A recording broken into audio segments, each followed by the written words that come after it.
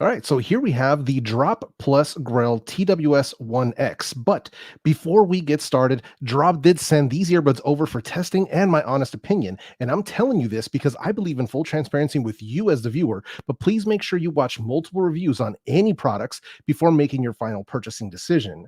Now, I'm not going to sit here and try to bore you with a bunch of specs. If you're interested in all of that stuff, please feel free to use the links right down below and it'll take you to the Drop website and you can read all of those specs for yourself.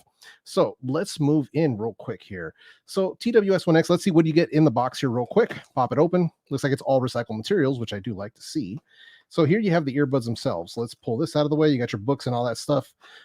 Here's the earbuds. Here you have your charging cable from the looks of it. And inside here, you're going to get multiple ear tips, both silicone and memory foam, along with some wing tips for the earbuds. But as far as included in the box, that is pretty much it. So let's throw this stuff back in there, at least just for right now. And let's jump straight in.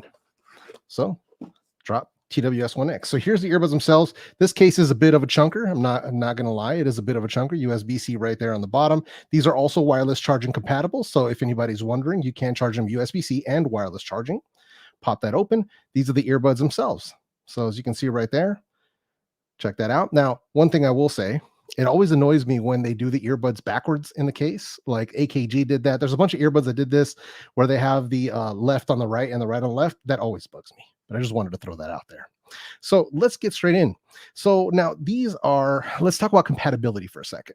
So if you're going to pair these up with, if you have an iPhone, if you have an Android device, it pairs easily with both. So when I test all of these products, I'm always testing them with multiple devices. So right here, I've got my iPhone 12 Pro. That was part of the testing.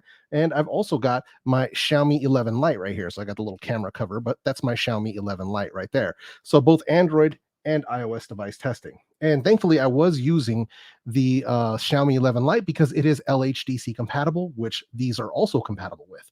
So overall, pretty solid. Now, there is good codec support here with the TWS1X. You are getting compatibility with SBC, AAC, aptX Adaptive, and LHDC. So overall, like pretty solid kind of base of codec, so highly compatible with a ton of different devices. Now, these are also compatible with the SoundID app from SonarWorks, and that's available for both iOS and Android. So something you do want to download if you want to take full advantage of these earbuds. Now, the app has worked quite well for me with this particular set right here. But for a little bit of a backstory, this is actually my second set of the TWS1X. Now, the first set that arrived a few months back after they had first initially launched was defective, for lack of a better word. The touch controls didn't work almost at all. Like they were super wonky, and the earbuds refused to pair with the SoundID app. Like they just would not pair whether iOS or Android. So I passed all that information back to Drop so that they could do what they need to do to fix these up. A couple of months later, this new set arrives, and thankfully with this new set I have not experienced any of those problems. I haven't had any issues with pairing, any issues with the SoundID app. So far so good. But it seems like that first batch, maybe it was a little sketchy, but I just wanted to make it very clear and transparent that this is not my first experience. So I've had mixed results with these. The first batch was sketchy, but this one seems to be working a little bit better. Now, moving forward, the app itself, it does give you some customizability options. Well, let me rephrase that. The app will give you a customized EQ based on your hearing. So it does make you do that hearing test. And you listen to chimes, you go back and forth like A/B testing, which sounds better for you.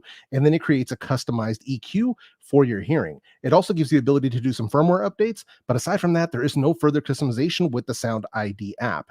Now, the SoundID test worked really well for me this time, and it made a big difference in the sound quality. But more on that when I talk about the sound quality. So let's talk about the latency with the Drop Grell TWS1X. So when I'm watching videos, there's little to no latency, both iOS and Android. It didn't really matter as far as the codec that I was using. Watching videos, there was no noticeable latency. Now, both aptX Adaptive and LHDC performed very well for mobile gaming, both for your casual games and for shooting games. Now, mind you, if you're going to be playing something like Call of Duty, something like that, even with the faster codecs, aptX Adaptive and LHDC, you're still going to notice like a little bit of latency there, but it isn't a deal breaker. Like it's as good as you would get on a set of earbuds with like a gaming mode. Its performance is around that level. So for gaming, these are actually not bad.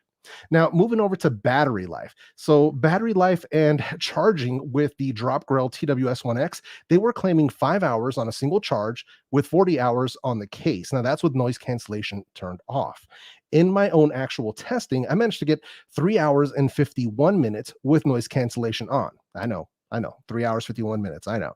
And then I actually got 4 hours and 29 minutes with noise cancellation turned off. And as I said before, you can charge these via USB-C and wireless charging as well.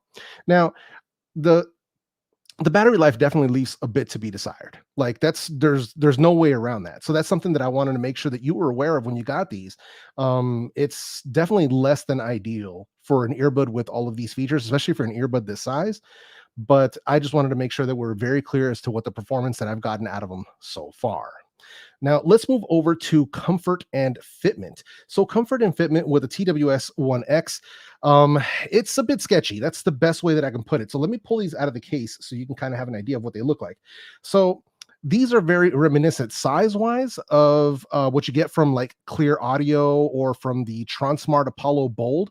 They're very similar in size to those earbuds, except these have this stem sticking out of them for the microphone array, but very bulky in size. Now they do have like wing tips that you can put here. I'm not using them because they don't fit my ears, and I'm also using a set of SpinFit CP360s here. So just to kind of keep that in mind, this is the combination that works for me. You always want to make sure you go through and test all the wing tips and ear tips to make sure you're going to get the best fit for your ears. So just make sure you keep that in mind. Now, I would not recommend these at all for people with small ears. Now, I'm just going to keep that just straight up. You know, there's no other way of slicing it. If you got small ears, these are not for you. Medium-sized ear, maybe okay, but these are going to be tricky, you know, for most people's ears. Now, mind you, this sketchy fitment, it could be just my own physiology. It could just be my own ears, but size is size. And for small ears, this ain't going to do it. So just wanted to kind of make sure that everybody was aware of that. For me, the best experience that I had with tips was the SpinFit CP360s and the Comply foam tips that were included in the box. Those actually work quite well as well. So it just depends on which one you personally prefer. But both of those options actually did work quite well for me. But even as such, it still took a lot of fiddling, like really fiddling in, trying to figure out exactly what's going to work best, like really kind of pulling them, pushing them, messing with them, getting them turned to the right position. That was kind of the only way to really get them to sound right. So the ergonomics of these earbuds kind of don't fit my ears perfectly. It took a lot of fiddling to get them right. So that's something to keep in mind. I think, you know, for a future version of this earbud, they may want to look at a different chassis, like a different shape of earbud that could, you know, house all of these electronics, but give you better fitment. Something to maybe keep in mind there. Now, moving over to the controls of the Drop Grell TWS1X, this is a full touch control pad right here. So very responsive. It's a glass touch control pad, and you get controls over everything. You've got swipe for volume, single tap, double tap, triple tap. You have long press for 3 seconds, long press for 5 seconds to control all of the different modes. Sadly, with all of these controls, they are not customizable. So the SoundID app does not offer a customizable control function. They give you the ability to see what all the controls are, but they don't give you the ability to change them. So that's definitely a gripe of mine. I really wish we had some customizable controls here, but sadly, that's just not the case. So moving over to some more performance. So let's talk about, let's see if I can get these back on the right side here. Let's talk about their ambient mode. So ambient mode, basically transparency mode or hear through mode, pass through mode, whatever you want to call it, it's all the same.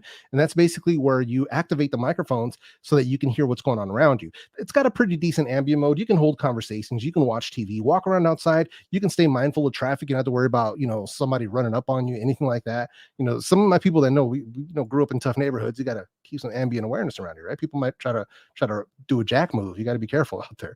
So you guys know what I'm talking about. So it's not bad. There's a bit of white noise present. There's a bit of processing sound present there. It's not the best I've ever heard, but it's also not the worst that I've ever heard. Now, for an earbud coming at this price range, I really do wish it could be better, or at the very least, give me the ability to make some adjustments there. That would have been nice to see. Now, moving over to the other elephant in the room here, which is noise cancellation and NAR.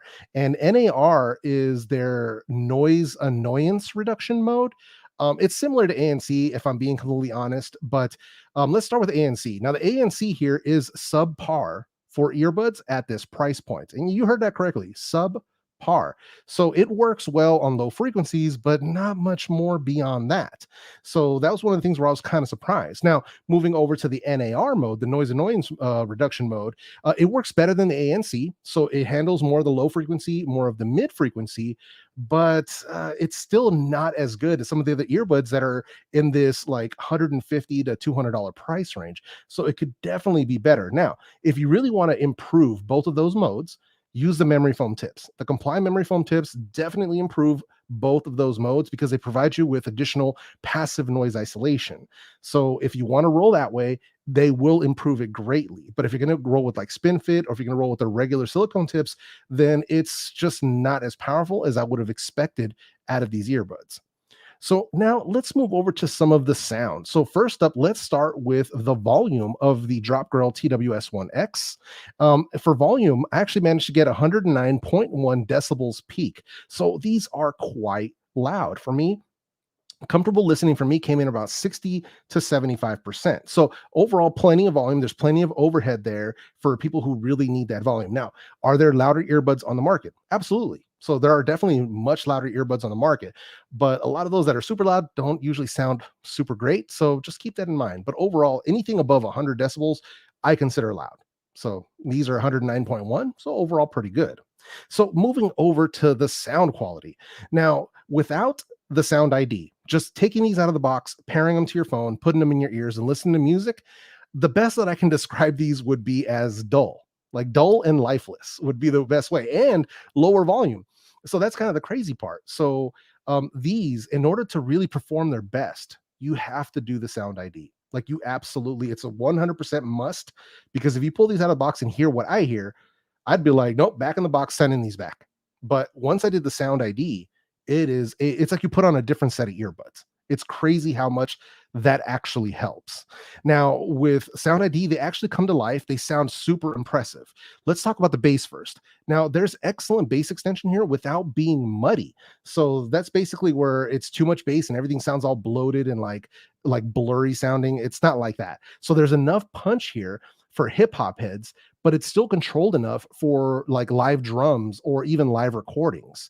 So I was using like E40 and Wu-Tang Clan for the bass tests, but I was also using Silk Sonic when I was trying to listen to like live drums, and some Rage Against the Machine as well. So overall, very, very good. Now, moving over to the mid-range, I best describe it as vibrant and full. So it's smooth overall. It's got some good mid bass. So it gives it that full, rich kind of a sound. Now, male vocals here are the ones that truly, truly shine. So artists like Chris Stapleton and John Fogerty, Al Green, if you're down with the old school, I mean, they all sound really, really good. Now, treble, it's a little bit mixed. So the treble can be bright when using the SoundID, but it's not fatiguing. So it's not going to like cause you any ear pain or anything like that. But it can sound a bit thin with certain classical songs or certain instruments. Like there's some string sections in some of the postmodern jukebox songs that I use, or even with some of the Selena songs that I use, where the strings elicit an emotional response from me, right? Where it can almost draw a tear out of my eye. But with these, it sounded lifeless, which I was like, what the heck? So it's a little weird. There's still some decent instrument separation. The soundstage is kind of narrow on these, which I kind of expected better. Overall, the treble is okay. Like it's not going to kill you, but it's just not as airy or crisp as I would have expected out of the Drop Grell TWS1X. But even with all that said, overall, the sound quality is actually quite good, and definitely overall, it's upper tier when it comes to true wireless earbuds under $200. But there are some buts, there are some gripes, and let me stop here and give some constructive criticism about the Drop Grell TWS1X. So first and foremost, the controls are responsive, but they do take some getting used to, but customizable controls would be awesome on a set at this price, especially when they have a separate app available for them. Secondarily, the fitment. You know, the fitment is sketchy due to their size, and the way that they're ergonomically shaped. Now, this could just be my ears, as I said before, but these earbuds are still big nonetheless, and definitely not recommended for small ears. So something to keep in mind. Thirdly, both the noise cancellation and the noise annoyance reduction, I think they both need improvement, to be completely honest, especially to be competing at this, under $200 price range. It's hyper competitive. You really got to bring it if you're going to price earbuds this aggressively. So that's something that I want them to keep in mind. And then last but not least, the battery life. Now, the battery life, considering the size of these earbuds, should be a lot better. These are bigger than the Sony XM4, and the Sony XM4s are getting double the battery life that these are getting. So the battery life definitely needs improvement. I don't know if that's an issue with optimization, if it's the chipset or what's going on here, but 3 to 5 hours on a set of earbuds at this price in 2022 is just not it. So that's something that they really, really, really need to work on. But before we go any further, let me hit you with some microphone samples real quick so you can hear what these sound like and, basically get an idea if they're going to work for you or not. All right, so here we have the microphone quality test for the Drop Grell TWS1X. So testing, 1, 2, 3. As you can see, we're indoors once again in a semi-quiet room. So testing, 1, 2, 3.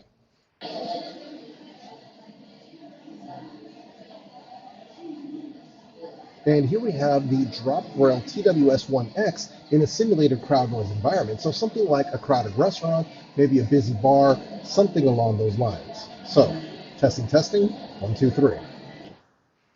As always, you're going to have to be the judge of the microphone quality down in the comment section. All right, so let me give you my final thoughts. So while these earbuds, the Drop Grell TWS1X, while they pack a ton of features, I honestly don't feel that they're worth that $200 price tag based on what the performance has been so far in my experience. Now, don't get me wrong, the sound quality here is excellent. And if all you need them for is purely sound quality for music enjoyment, then these are going to be a decent choice. I just feel like the price for these should be like 100 to 129 to be more in line with the current market based on performance. But when it comes to the app experience, the noise cancellation, the funky fitment, I feel like your money could be better spent on a different set of earbuds at this price. Now, if you'd like to hear some alternatives, please feel free to ask me down in the comment section and I can give you some suggestions.